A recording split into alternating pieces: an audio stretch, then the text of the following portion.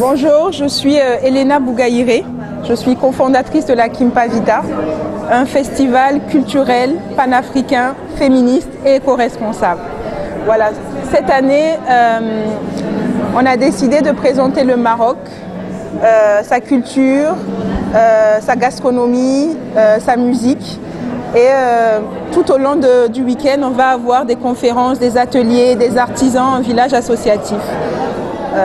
La Kimpavita, en fait, c'est un festival qui essaie de promouvoir tout ce qui est éco-responsabilité et de parler de féminisme en Afrique.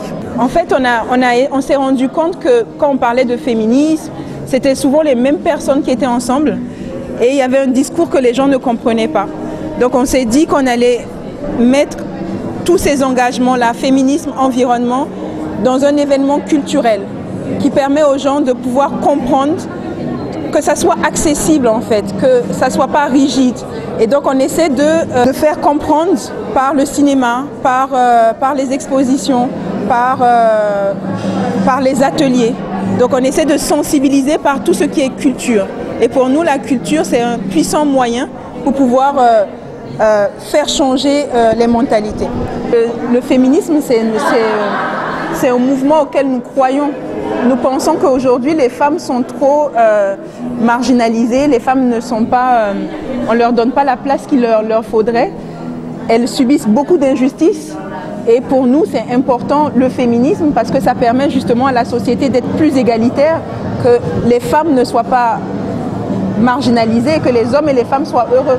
Donc, ce mouvement-là est important pour nous et c'est pour ça qu'on essaie d'utiliser la culture pour promouvoir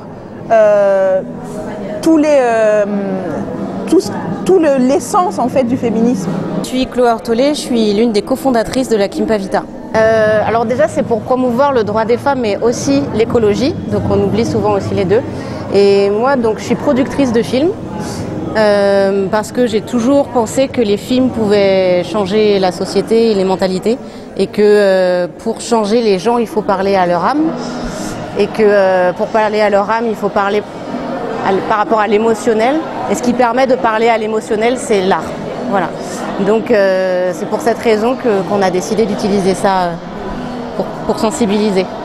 Il y a déjà un documentaire, un très fort documentaire sur Henriette Bathily qui s'appelle Merbi, qui a été réalisé par son fils et qui montre à quel point elle était attachée à la culture dans son combat.